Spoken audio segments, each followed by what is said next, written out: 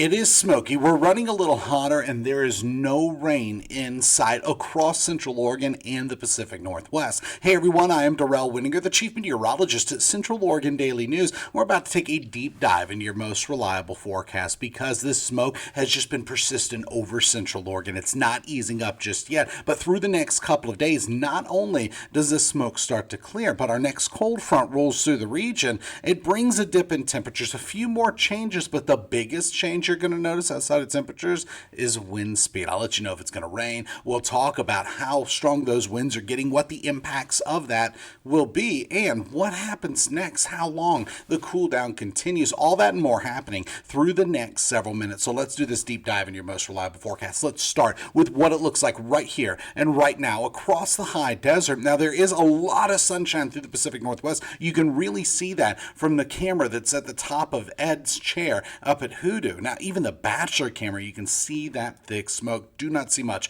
on the other side of Tumalo Mountain. But working our way from left to right across the high desert, we have a whole lot of smoke at Lake Billy Chinook, a whole lot of smoke at the Bend camera from Oregon Hazards Lab. Same with Pine Mountain camera, Prineville Reservoir. So that smoke is dug into Central Oregon. Here's a few more of the Oregon Hazard Lab's cameras. None of them are pointed at anything that is a smoke plume, so to say, nothing that's really showing where a fire is. And it's been the fires that we've been tracking through the last several days. The real downside to all the smoke, other than the air quality, other than the smell, other than the health impacts, is that when it comes to the cameras, we just cannot see very much.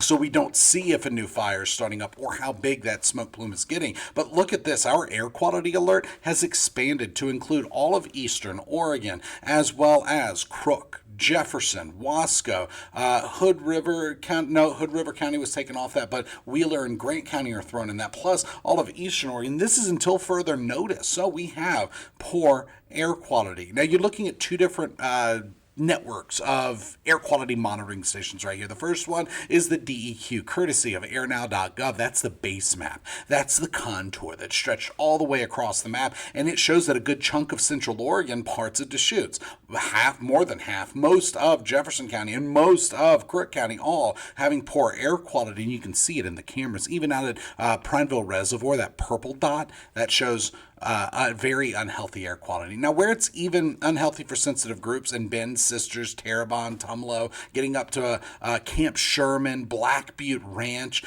all that orange area, we do have some sensors that are red or unhealthy, and where we have the yellow area for the hourly average, some of those sensors are orange. So it's showing moderate for hourly average, but we have real-time sensors that show unhealthy for sensitive groups. This means we just have bad air quality. Now, this is 2 out of the 3 networks that we have access to. The third one is purple air, and I don't really use this one on air for a couple of reasons. One of those reasons is that it's intermittent. It doesn't always work. So another reason is that sometimes these sensors are just too sensitive. The actual number will be much lower than the color that it's showing, but I do want to show this because look at this. From Prineville through Powell Butte, getting into parts of Bend, we don't just have unhealthy air quality. Some of those are maroon. Some of them are purple, and so that means very unhealthy to hazardous air quality in those locations. But from Madras through Redmond, so that means everything from Metolius to Crooked River Range, coming right down the 97 corridor and into Redmond, Terrebonne, even down into Bend, we have unhealthy air quality in just parts of Deschutes County where we have oranges and yellows, so moderate to unhealthy for sensitive groups. Bottom line is, the main story right here is we just got poor air quality, and we could see it in the cameras. We can see it with these sensors. We're not done with it just yet. Our smoke forecast model does show that this smoke is going to continue to dance around Central Oregon through tonight, fill back in, and then by tomorrow, notice that it starts to drift to the east, the smoke that is. That's because of our next system. This next system does bring a lot more wind. It does not bring any precipitation. More clouds are expected, and it will bring a dip in temperatures. And then by the time we get to Saturday afternoon and evening, it's just the smoke coming off of the actual fires. Here's the kicker, though. Winds are going to be so strong, And conditions are going to be so dry that critical fire danger conditions are expected. And there is a red flag warning that's in place for not just Central Oregon, but the eastern 2/3 of our state, going well into Washington, going into Idaho. Notice, though, the Deschutes National Forest not in this hashed out area, or at least not all of it, I should say.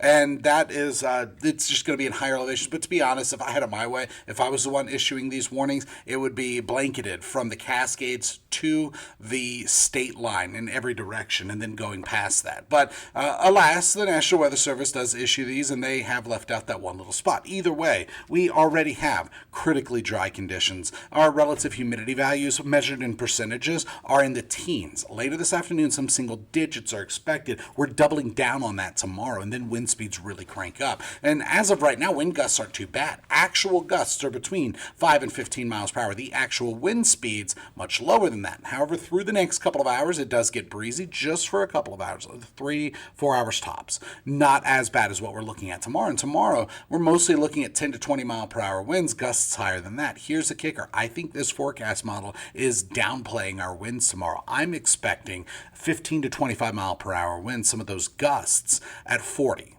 miles per hour. When you add in the critically dry conditions and those strong winds together, that's when we have the very high fire danger. And I mean, you could throw whatever word at it you want. Extreme fire danger, excessive fire danger. It doesn't matter. Either way, we're looking at conditions that fires could spark easily. Fires that are already active are going to be testing the containment boundaries because of these winds. And so that means hard work is set up for Saturday for our fire crews.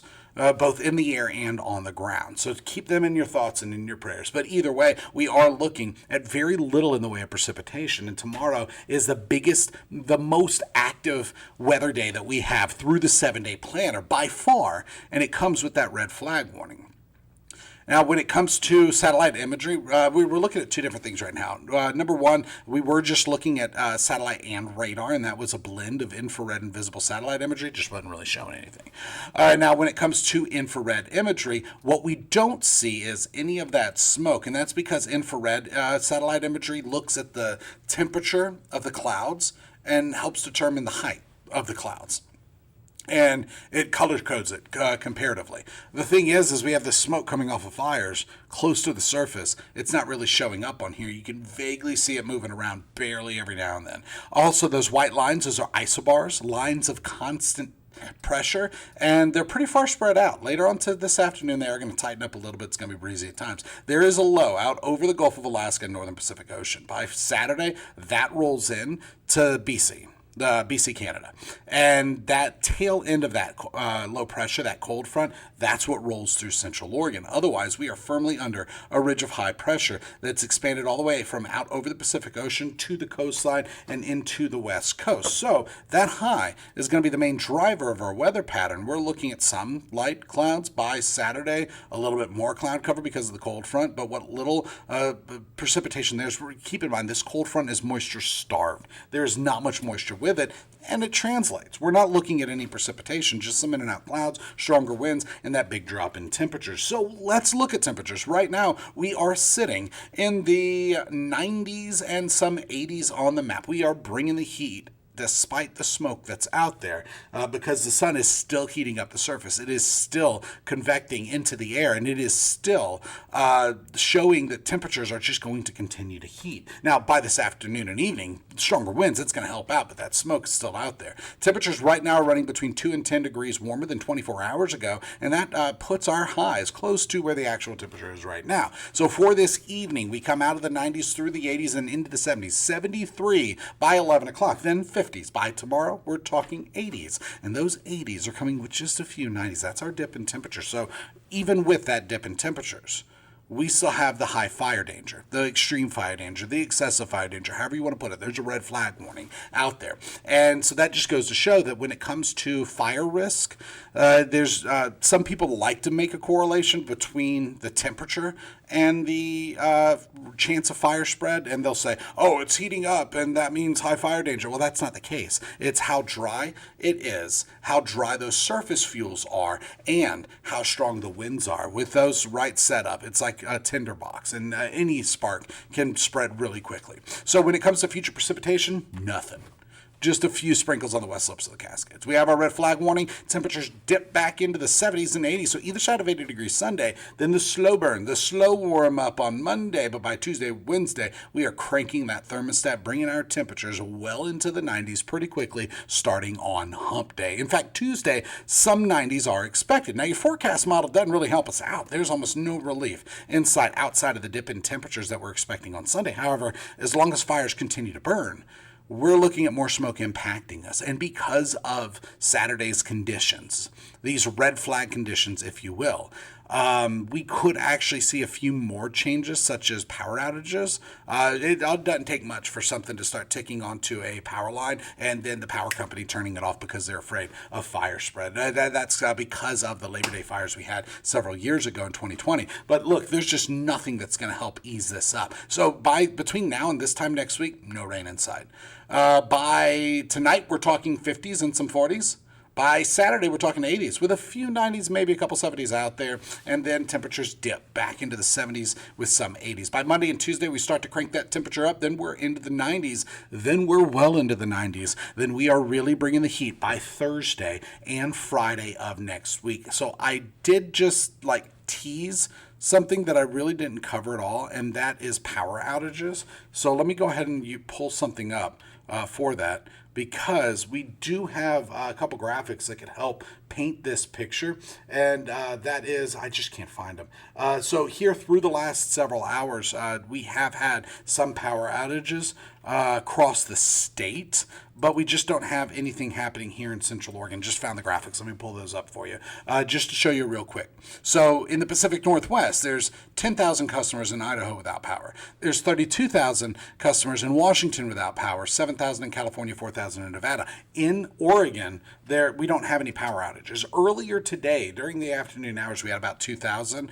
Actually, update. Looks like we have 200 just below the threshold to actually show up on that other map. So across the rest of the state, there aren't too many power outages, and in Washington, it's closer to Spokane that is centered. So I just wanted to share that with you because I did mention power outages and the potential for some power outages through Saturday if the wind really gets cranking, and if it starts to tap on a power line and the power company decides to shut the power off. That's how it would happen because of the risk of fire danger that we're looking at. Meanwhile, right here, right now, there's just no precipitation in sight. It's going to stay that way, and we got to back out pretty far to even see much in the way of cloud cover. That's the latest in weather. Join us tonight on Central Oregon Daily News. We'll have the latest headlines and your most reliable forecast live from the 2026 Deschutes County Fair and Rodeo. Night 3. We'll see you there.